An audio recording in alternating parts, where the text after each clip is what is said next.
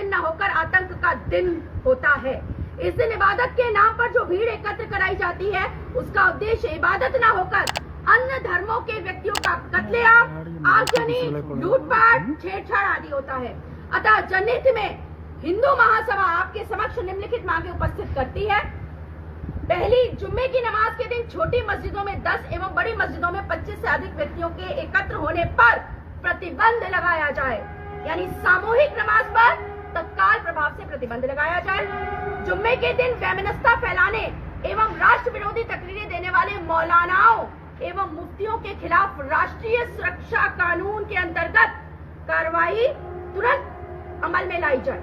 जुम्मे के दिन, तीसरी मांग है हमारी, जुम्मे के दिन जिस मस्जिद से तकरीर के बाद दंगा होता है उस मस्जिद को बुलडोजर से ध्वस्त कराया जाए।